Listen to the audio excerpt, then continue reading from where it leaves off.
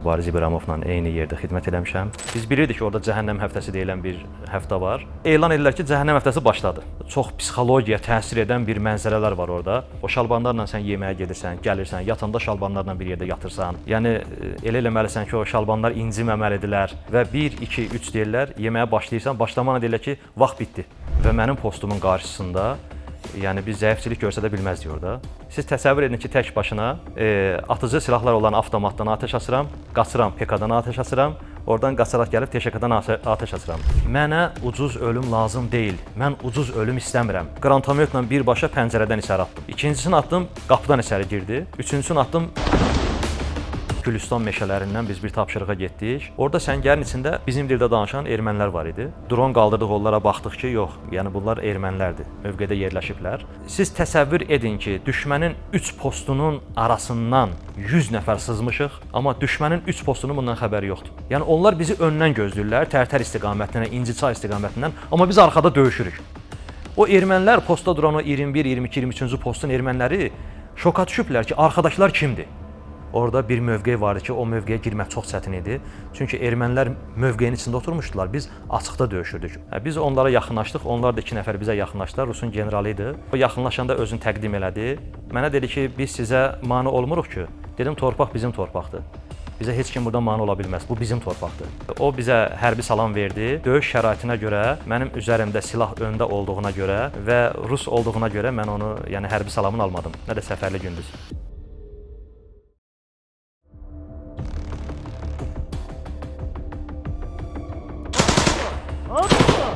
Ehtiyatda olan xüsusi təyinatlı qüvvələr mənsubu Balayev Coşqun. Demək, mən 2005-ci ildə hərbi xidmətə çağırılmışam. Hərbi xidmətim xüsusi təyinatlı dəstədə olmuşam. Daxili qoşun Ensali hərbi hissəsində.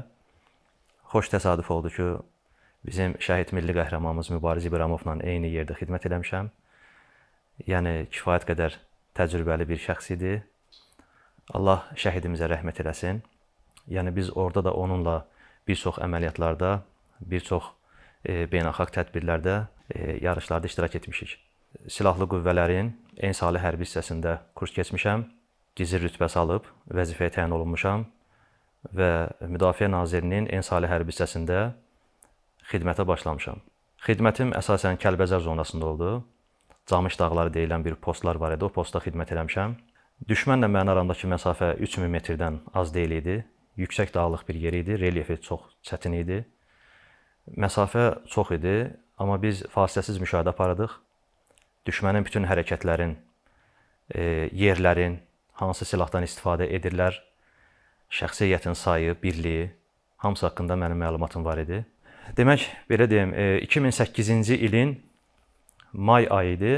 Əskərlərdən biri gəldi mənə dedi ki, komandir, yuxarıda ermənilər Kəlbəzər Ağdərə zonasında bir dənə yol var idi. Ermənilər traktorla orada yol çəkirlər. Siz təsəvvür edin ki, ərazi bizim ərazidir. Baxmayaraq ki, onlardadır. Onların orada yol çəkməsi mənə yaxşı təsir etmədi. Yəni, bir Azərbaycanlı kimi, bir hərbiçi kimi və mənim postumun qarşısında yəni biz zəifçilik göstərə bilməzdik orada. Mən dərhal hansı ki qaydada bizə deyilmişdi, o qaydada rəhbərliyə məlumat verdim. Rabitə ilə ki, yəni filan istiqamətinə, koordinatına kimi dedim ki, yəni filan istiqamətində düşmən traktorla yol çəkirlər və yanında da şəxsi heyəti var. Mənə dedilər ki, sən müşahidəni apar, silahları yerləşdir, biz sənə komanda verəcəyik. Yəni söhbət gedir 2008-ci ildə. Yəni bu mənim ilk düşmənə olan zərbələrimdən olacaq inşallah. Yəni bu mənim ilk düşmənə atəş açacağam. Biraz sevinirəm, biraz da həyəcanlıyam ki, sevinirəm ona görə ki, yəni mən düşməni məhv edəcəm, qarşısını alacağam bu fəaliyyətin. Yəni komanda mənə gəldi ki, əskərləri yaxın buraxma, çünki əskərlərdir, təcrübə yoxdur, amma mən oxumuş adamam və təcrübəm də var. Həm də istəyərəm ki, əskərlərimə heç nə olmasın, bir komandir kimi, özüm nə olsa mənə olsun. Əskərləri sadəcə mənə kömək elədi əskərlər. Demək, hər bir silahın çapından asılı olaraq mövqeləri var idi. Məqam gözləyirəm ki, bunlara atəş açım. Komandir mənə dedi ki, atəş aça bilərsən, amma diqqətli ol. Bronjiletin kaskan da üstündə olsun ki, yəni öz təhlükəsizliyini də qorumalısan və əskərlərin də təhlükəsizliyin. Əsgərləri təhlükəsiz bir yerə qoydum. Düşmənin fəaliyyətini izlədim. Baxdım ki, TŞKM silahının mövqeyindən o traktorların işlədiyi yer görsənmir. Ona görə məcbur olub onu mən açıq bir əraziyə qoymalı olacağam. Çünki yenidən biz tranşe düzəldə bilməzdik, vaxt gedir. Onlar da işləyəcəkdi oradan. Biz TŞKM silahını gətirdik əsgərlərin köməyi ilə açıq bir əraziyə və 3 mövqeydən bunlara atəş açdım. Siz təsəvvür edin ki, tək başına atıcı silahlar olan avtomatdan atəş açıram, qaçıram PK-dan atəş açıram, oradan qaçaraq gəlib TŞK-dan atəş açıram. Erməni sanki elə bilir ki, Azərbaycanlılar hamısı mövqeydən bizə atəş açırlar. Amma başa düşmürlər ki, orada bir nəfər var bizə atəş açan. Demək, traktoru vurdum, traktordan tüstülər çıxdı. Demək olar ki, alovlandı traktor. Əsasən də o benzin çənini vurdum ki, fəaliyyət dayansın və onun böyründən başından atəş açma asdılar. Atəş açırdılar mənə. Əsgərlərim də sevinirdilər.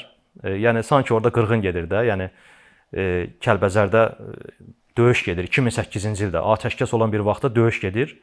Yəni bunu erməni televiziyalarında da verdilər. Sonra onlara imkan vermədim yol çəkməyə. Çünki traktoru yararsız bir vəziyyətə gətirdim mən. Və fəaliyyətin gedişatı haqqında komandirlərə məruz elədim. Və paralel olaraq da müşahidə jurnalında qeyd elədim ki, yəni filan vaxtı filan istiqamətində ermənilərin təxribatının qarşısını almışam, müşahidə aparıram fasiləsiz. Mənə komanda gəldi ki, onların izlə, yəni atəş açma daha. Çünki qaçdılar, gizləndilər ermənilər həmişə olduğu kimi. Amma traktor yararsız vəziyyətə gəlib. Və traktoru oradan aparmasınlar.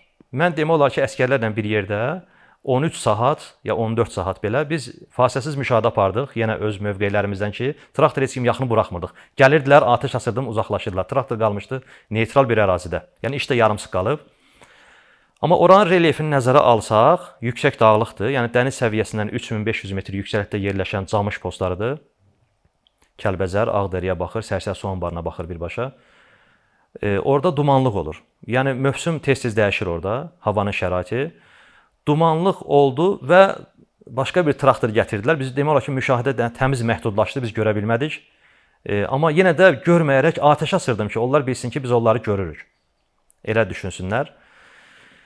Atəş açdım, amma dumanlıq olanda orada traktor səsi gəldi, başqa bir traktor səsi gəldi. Sonradan bir saatdan sonra baxdı ki, öz traktorlarını götürüb aparıblar. Amma işi dayandırdım, aşağıda məruz elədim ki, yəni hər şey öz qaydasındadır, problem yoxdur. Bu fəaliyyətimə görə də komandanlıq tərəfindən tərtib olundum orada. Sonradan bayaq dediyim kimi, əvvəllər dediyim kimi, yəni düşmənə mən yaxından zərbələr endirmək istəyirdim həmişə. Bunun üçün də bir dənə yolu var idi, xüsusi təyinatlı qüvvələrə gəlmək. Xüsusi təyinatlı qüvvələrə gəlmək. Bunu mən qarşıma məqsəd qoydum və xüsusi təyinatlı qüvvələr gəldilər seçimə, yaxınlaşdım onlara ki, məni də seçin, mən getmək istəyirəm sizə, orada xidmət eləmək istəyirəm. Çünki bilirdim ki, xüsusi təyinatlı qüvvələr ermənilərə birbaşa zərbələr endirirlər. Yəni bu da bizə xoş idi. Baxdılar boyuma, dedilər ki, problem yoxdur, biz səni yazacağıq. Blank verdilər, doldurdum və bir ay çəkmədi, məni ezamiyyətə getdim xüsusi təyinatlı qüvvələrə. 6 ay kurs üçün. Kursa ilk başlayanda baxmayın, Müdafiə Nazirinin milli ordusunda xidmət edən bir adam gəlib birdən-birə xüsusi təyinatlı qüvvələrə, ən təcrübəli bir yer, ən elit bir yerə gəlmisən və burada sən özünü doğrultmalısan, verilən əmr və tapşırıqları vaxtına və dəqiq icra etməlisən və normativlərə uyğun olmalısan. Xüsusi təyinatlı qüvvələrin kursunun ən başlıca predmetlərindən biri nizam-intizamlı olmaqdır. Ola bilər ki, sənin fiziki hazırlığın yerindədir, zehnin, savadın yerindədir, amma nizam-intizamın yoxdursa, sən orada qala bilməzsən, kursu keçə bilməzsən. Ona görə birinci orada önəm verirlər nizam-intizama. Bütün hallarda nizam-intizamlı olmaq lazım idi. Və kurs başladı, normativlər götürdülər. Biz bilirdik ki, orada cəhənnəm həftəsi deyilən bir həftə var. Ağır bir həftədir. Amma hansı gün olacağını biz bilmirik. Bizim üzərimizdə təlimatçılar var, onlar bilirlər. Və bir gün yatmışdıq, bilirdik ki, bütün hallarda qalx komandası saat 6 tamamdır. 6 tamamda qalx komandasıdır. Saat 5 tamamda hər an mən ayıq-sayıq idim belə hallarda. Yəni gördüm ki, koridorda səs gəlir ki, yəni biz 1, 2, 3 deyəndə giririk otaqlara.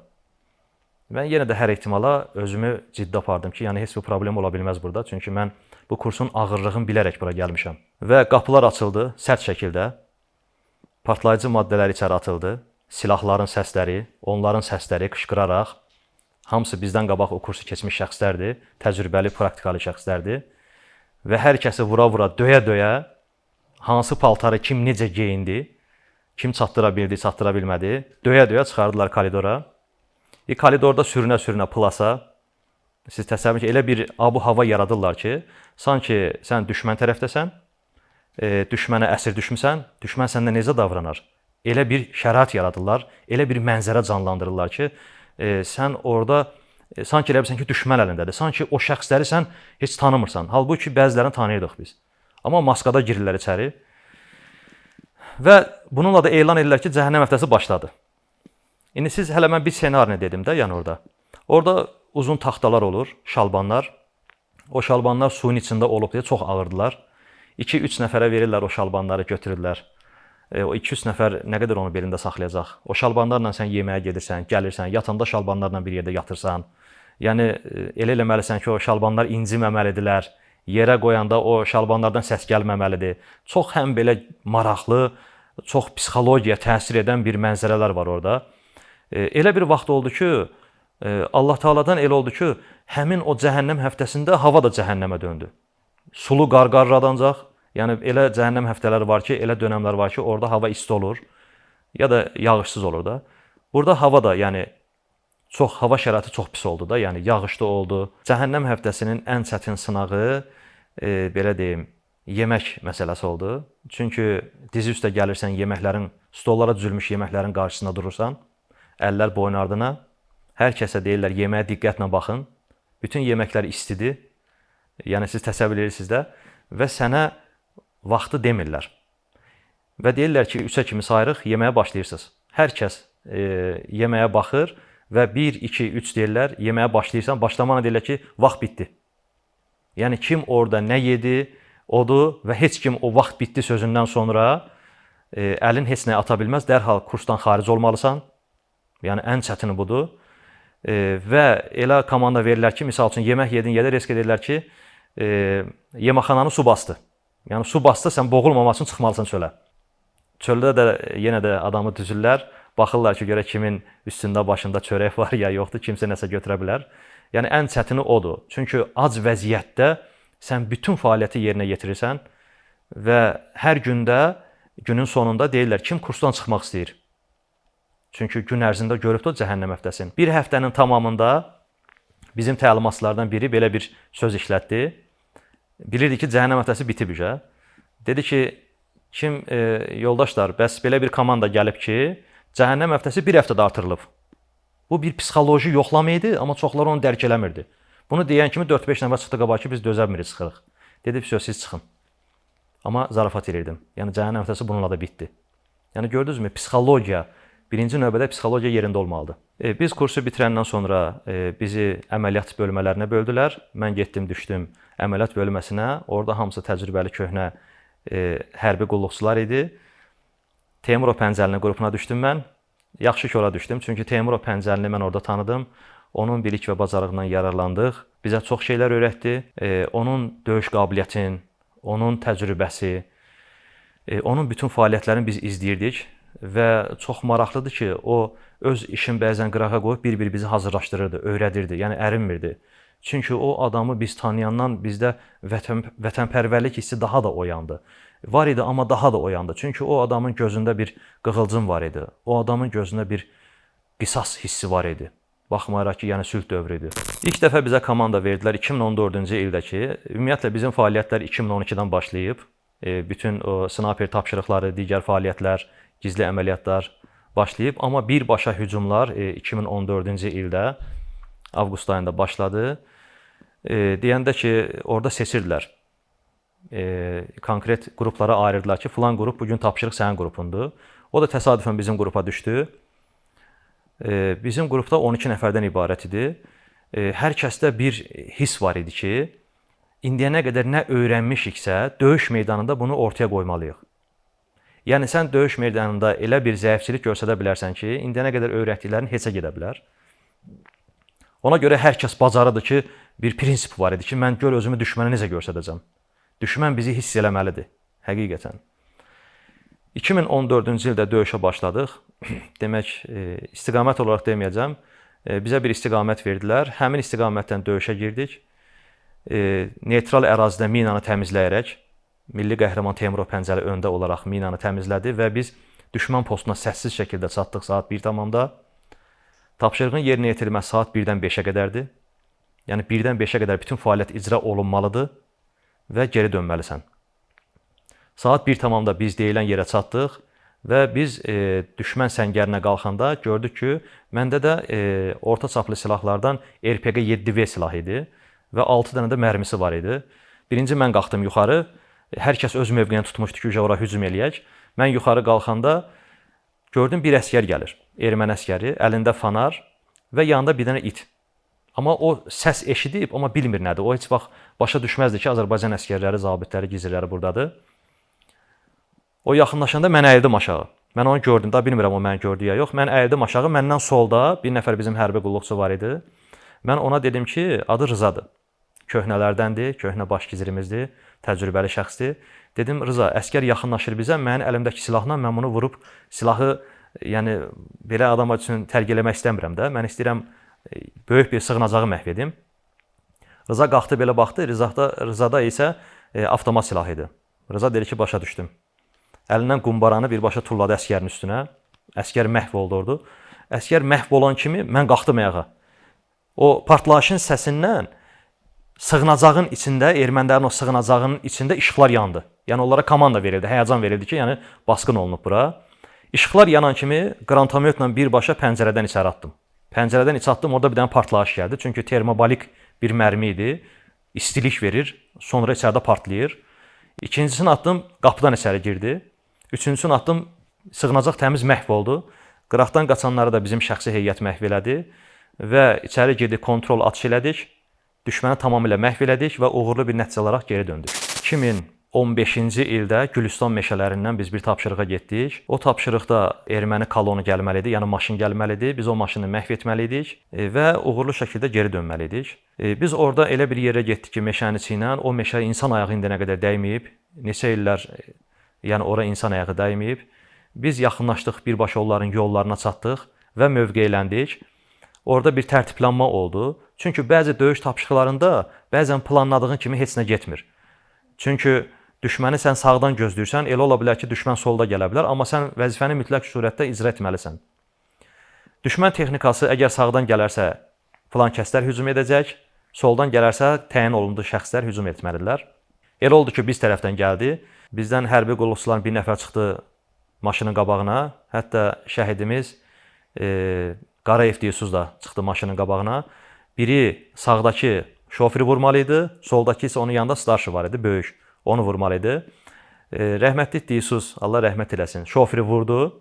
Yanındakı isə vuranda silahın qapağı atdı. Yəni silah qapağı atdı. Silah qapağı atan kimi orada belə sürpriz bir an deyilir orada. Rəhmətli Dilsuz soldakını da vurdu.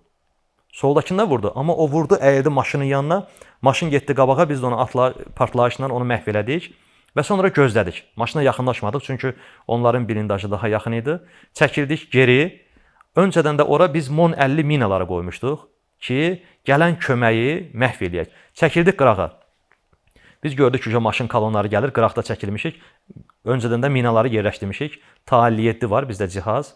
Həm rabitə cihazıdır, həm də partlayışlar üçün önəmli bir cihazdır. Şunurla onu çəkdik uzaq bir məsafəyə, yəni hadisənin baş verən yerdən bir 100 metr kənara çəkildik, amma müşahidə aparırıq. Ermənilər elə bildi ki, biz o maşına pusku yerinə yetirmişik və geri çəkilmişik. Amma onlar düşünmədilər ki, biz gizlənmişik orada, gözləyirik. Onlara gələn köməyi. Kömək gəldi, çatanda biz o minaları partlatdıq, onlar da öldü və uğurlu şəkildə geri döndük. Aprel döyüşləri Azərbaycan Respublikasının 1994-cü ildə bağlanmış o sülh sazişindən sonra ən ağır əməliyyatı deyim mən sizə. Və çox təcrübə yığdıq aprel döyüşlərində. Döyüş başlayandan bir an sonra, yəni bizə verilən tapşırığı vaxtında və dəqiq yerinə yetirdik. Bizə tapşırıq o verilmişdi ki, Talış-Kənd yüksəkliyin, düşmən postların keçərək bütün yüksəklikləri, bütün yüksək nöqtələri tutursunuz və bizə məruz edirsiniz. Və biz də ona kimi artilleriya, yaylım atışları atacağıq. Siz təsəvvür edin ki, biz bir kolonda hərəkət elədik. Milli qəhrəman şəhid Teymurov Pəncəli öndə gedirdi. Çünki o mina axtaran idi, minaları təmizləyə çox çətindir onun işi həqiqətən. Minaları təmizlədi, düşmən səngərinə çatdıq. Orada 3 dənə postu var idi. Postların adını demirəm mən, yəni 3 dənə yüksək post var idi orada. Siz təsəvvür edin ki, düşmənin 3 postunun arasından 100 nəfər sızmışıq, Talış-Gəndə getmişik, amma düşmənin 3 postunun bundan xəbəri yoxdur. 100 nəfər heyət, polni ekiprovka, yəni veşmişoxdur, silahdır, bunun düzdür səssiz üsulla getmişik, amma baxma da, yəni nə qədər olmasa bu bir kolon deməkdir də, yəni düşmənin 3 dənə postundan bundan xəbəri yoxdur. Biz Talış-Kənddə saat 5 tamamda bütün yüksəklikləri ələ keçirdik. Hər kəs kəndin içindədir, hər kəs bilir ki, yəni öz evindədir də, yəni heç bir problem yoxdur, amma bilmir ki, biz bütün yüksəkləri nəzarətə götürmüşük. Biz arxaya məruz elədik ki, bəs biz düşmən postların bütün deyilən nöqtələrdə nəzarətə götürmüşük və döyüş başladı orada. Talış-Kəndə gələn bütün qüvvələrin hamısını, taborların hamısını bir-bir məhv edirik. Biz arxadan keçdiyimiz o 3 dənə düşmən postu şoka düşüb ki, bu kənddə kim döyüşür? Axı biz öndəyik. Yəni onlar özünə gələ bilmirdilər ki, Azərbaycanlılar buradan necə keçiblər? Yəni onlar bizi öndən gözləyirlər, Tərtər istiqamətindən, İnciçay istiqamətindən, amma biz arxada döyüşürük. O ermənilər, postda duran o 21, 22, 23-cü postun erməniləri şoka düşüblər ki, arxadakılar kimdir? Yəni Azərbaycanlıları biz qabaqdan gözləyirik, bu arxada döyüşənlər kimdir? Yəni Talış-Kənddə nə qədər tabor vardı, batalyon vardı, hamısını məhv elədik və orada bir şəhidimiz, Şəhid Qarayev deyilsiz oldu, şəhid oldu. Onu da götürdük və bizə tapşırıq verdi ki, arxadakı postların hamısını alın. Hansı ki o gecə saat 5-də o 3 dənə postu keçmişdik, qayıtdıq onların hamısını aldıq və onlar yenə də kolonlarla hücuma gəldilər. Milli qəhrəman Murad Mirzəyev, Teymurov Pəncəli, yəni sadaladığım o şəhidlərimiz Allah hamısına rəhmət eləsin. Kapitan Orucov böyük şücaət, məharət göstərərək döyüşdülər. Yəni onların döyüşü kinolar, yəni mən belə deyim də, kinolar hamısı sadəcə kinodur da, düzdürmü? Amma bu reallıqdır. Mən bunu gözümlə görmüşəm onların döyüşün.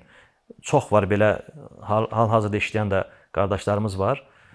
Yəni onlar bir dastan, bir tarix yazdılar. Teymurov Pəncəli tək başına bütün mövqelərdə duran xüsusi təyinatlı qüvvələr mənsubuna kömək eləyərək döyüşürdü.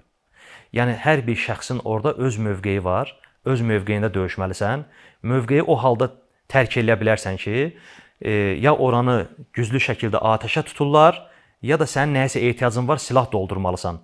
Amma bu silahın doldururdu öz mövqeyində, digər şəxslərə kömək eləyirdi və gəlirdi ki, sən get biraz istirahət elə, mən döyüşüm.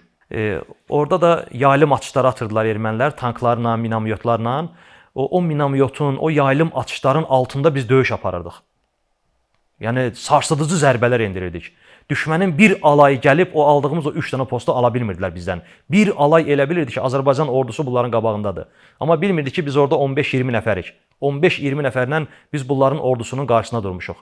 Orada tankdan bir mərmi atıldı. O təsadüf elədi Teymurov Pəncəlinin mövqeyi istiqamətindən. Teymurov Pəncəli başından yaralandı. Sonra yaralı vəziyyətdə yenə döyüşə başladı. Təkrar yenə tankdan mərmi atdılar. Pəncəli şəhid oldu. Amma öz mövqeyini tərk etmədən şəhid oldu. Ən çətin döyüşümüz olub bizim Füzuli istiqamətində. Yəni 2020-ci ilin Füzuli istiqamətində çətin bir döyüş baş verdi. Cəbrayıl-Füzuli arasında bir dərə var idi. Ermənilər orada səngərdə yerləşmişdilər. Dron qaldırdıq ki, onlara xəbərdarlıq eləyək. Görək bu həqiqətən bizimdir ya onlarındır. Çünki orada bir məsələ var idi. Biz alırdıq, milli ordunu yerləşdirirdik, gedirdik ön tərəfə. Elə oldu ki, həmin yerə təzədən bizi tapşırığa yolladılar. Orada səngərin içində bizim dildə danışan ermənilər var idi. Bunun üçün də biz özümüzü riskə atmalı deyil idik. Dron qaldırdıq, onlara baxdıq ki, yox. Yəni bunlar ermənilərdir. Mövqedə yerləşiblər. Ortada dərə var. Onlar bizim dərəyə düşməyimizi istəyirlər. Biz də onların dərəyə düşməyimizi istəyirlər. Gördük ki, yox belə alınmayacaq. Çünki itki çox verəcəkdik. Baxmayaraq ki, biz onlardan üstünük. İtki çox verəcəkdik. Çünki ölü zonadaydıq da biz. Oradan bir qrup ayırdıq ermənilərin arxa tərəfindən gəldik. Onlar öndə bizə atəş açanda bir də baxdılar ki, biz arxa tərəfdən daxil olmuşuq səngərlərə. Orada 3 saat yarım döyüş getdi. 3 saat yarım. 2 şəhid verdik orada. Allah şəhidlərimizə rəhmət eləsin. Yaralılarımız oldu, amma qalib gəldik.